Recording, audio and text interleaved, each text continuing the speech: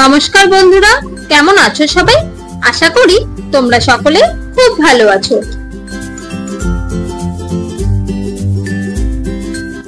আজ 2রা অক্টোবর 2024।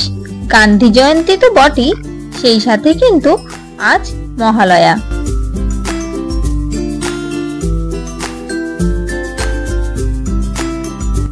মহালয়ার দিন সকালে আমরা সকলেই একটু ঘুরতে বেরিয়ে থাকি, কারণ সকালটা এত সুন্দর হয়। আর সেদিন একটু সকাল সকাল প্রত্যেকেই আমরা ঘুম থেকে উঠি। তবে মহালয়া কেন হয়, মহালয়া কথার অর্থ কি, আর মহালয়া সকালবেলায় কেন অনুষ্ঠিত হয়, সে বিষয়ে আজকে তোমাদেরকে একটু জানাবো। তো চলো, সেই সাথে আমি কোথায় বেড়াতে গেছিলাম সেটাও তোমাদের সঙ্গে অল্প শেয়ার করে দিই। আর সেই সঙ্গে তোমরা এই সমস্ত বিষয় আজকে জানতে পারবে এই ভিডিওর মাধ্যমে। এখন সকাল 5:30 বাজে। আমরা সকাল সকাল ঘুম থেকে উঠে খানিকটা মহালয়া দেখে কিন্তু বেরিয়ে পড়েছি ঘুরতে যাবার উদ্দেশ্যে। তবে ছোটবেলা থেকে মহালয়া দেখছি বটে, কিন্তু ছোটবেলা যেরকম ধরনের মহালয়া হতো, এখন মহালয়াটা কিন্তু অনেকটা পাল্টে গেছে। দেখো, এখন আমরা চলে এসেছি আমাদের রায়গঞ্জে সুভাষগঞ্জ ব্রিজে, যেখানে কিন্তু কুলিক নদী রয়েছে। আর এখানকার জল কিন্তু এখন প্রচুর পরিমাণে বেড়ে গেছে। আর দেখো এখানে কত পরিমাণে লোক এসছে, যার জন্য এখানে কিন্তু বেশ একটা ভিড় জমায়েত হয়েছে। আবার দেখছি জানেন তো, পুলিশের কিন্তু প্রোটেকশনও দিয়েছে, প্রচুর পরিমাণে পুলিশও কিন্তু রাস্তায় রয়েছে। ওই দেখুন দূরে তর্পণ করছে। আজকের ভিডিওতে আপনাদেরকে জানাবো যে তর্পণ কেন করা হয়। চলো সবার আগে জেনে নিই মহালয়ার আসল অর্থ কি।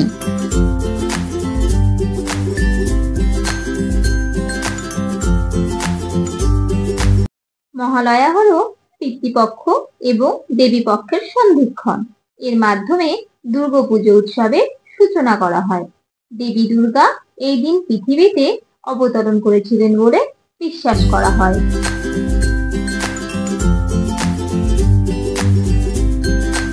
এখন আমরা এখান থেকে বেরিয়ে সকলে মিলে যাব রায়গঞ্জের নতুন যে 4 লেন হয়েছে সেখানে। এই যে সোজা রাস্তাটা দেখতে পাচ্ছ 4 লেনের নিচ দিয়ে, সেটা কিন্তু সোজা চলে গেছে চাপদুয়ার হয়ে বাহিনী। এখানেও কিন্তু প্রচুর লোকের সমাগম হয়। আজ সবাই তো একটু ভোরবেলায় ঘুম থেকে ওঠে। তো চলো এখন জেনে নিই আজ সকাল সকাল কেন সবাই ঘুম থেকে ওঠে।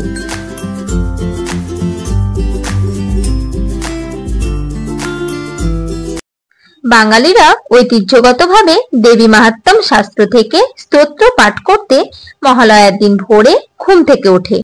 মহিষাসুরমর্দিনী নামে পরিচিত গান এবং মন্ত্রগুলি শোনার জন্য প্রত্যেক বাঙালি পরিবার ভোরবেলা ঘুম থেকে ওঠে। এটি দেবী দুর্গার জন্ম এবং অসুর রাজা মহিষাসুরের উপর তার চূড়ান্ত বিজয়ের বর্ণনা দেয়।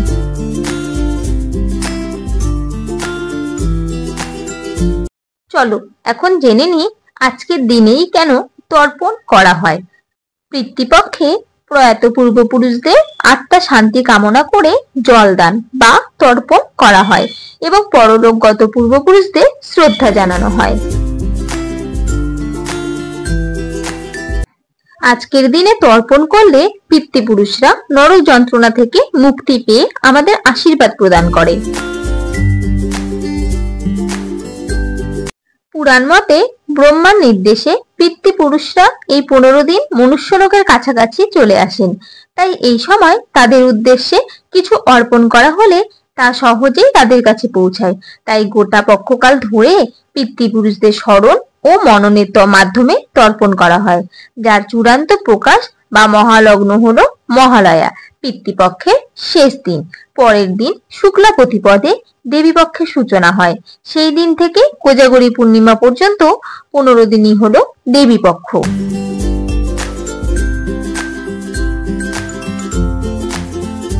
আজকের মহালয়ার বিষয় সম্পর্কে আমি যতটা জানি ততটা তোমাদের সঙ্গে শেয়ার করলাম।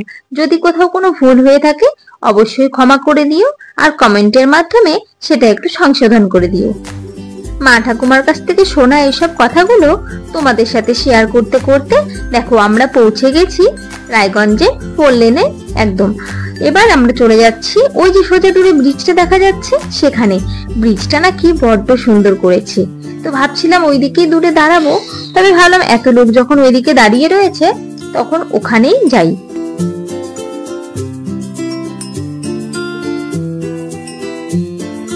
এই ব্রিজটার যখন কাজ চলছিল তখন একবার এদিকে এসেছিলাম একটা কাজে, তো তখন এই ব্রিজটা দেখে ভেবেছিলাম আর আশা হয়ে ওঠেনি।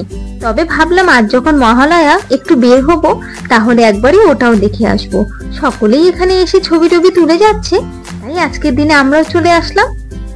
আর এখানে এসে যা দেখলাম, শুধু আমরা নই, আমার মতো অনেকেই আজকে এখানে এসেছে।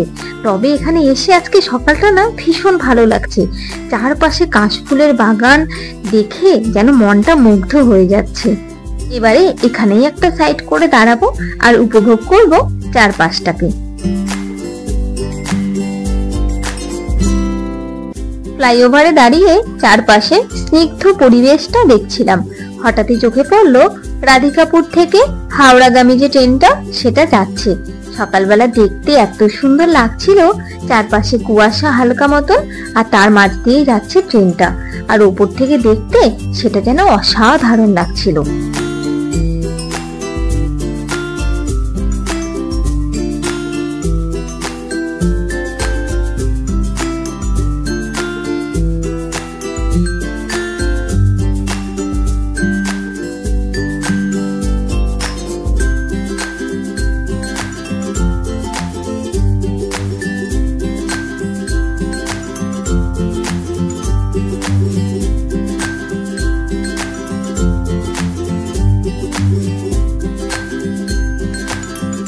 ঘন্টাখানেক মতো হয়ে গেছে এখানে এসছি, এখন ওই সকাল 7টা মতন বাজে। এখন মনটা একটু চা চা করছে। বাঙালি বলে কথা, সকালে ঘুম থেকে উঠে এক কাপ চা না খেলে চলে বলুন তো? তাই এবারে বাড়ি ফেরার পালা। তাই বাড়ি ফেরার আগে সকলে একটু ক্যামেরা বন্দি হলাম। রওনা দিয়ে দিয়েছি বাড়ি ফেরার উদ্দেশ্যে। মেয়ে ওই বায়না করে যাচ্ছে কাশফুল নেবে বলে, তাই ওর জেঠু সবাইকে দাঁড় করিয়ে একবারটি গেছে ওই কাশ বাগানে, সেখান থেকে একটু ফুল তুলে এনে ওকে দেবে। যেই ওর জেঠু সকলকে দাঁড় করিয়েছে কাশফুল নেবে বলে, ব্যাস মেয়ের তো সেই আনন্দ। দেখো কাশফুলগুলো দেখতেও কি ভীষণ ভালো লাগছে। এখানে যারা এসেছে প্রত্যেকে কিন্তু এই কাশফুলগুলো তুলে নিয়ে যাচ্ছে। তবে তুলোর মতো ওড়ে বটে, অনেকেই কিন্তু একটু অ্যালার্জিও হয়। তো যাই হোক, এই সময় কাশফুল হাতে না থাকলে কি একটু হয়?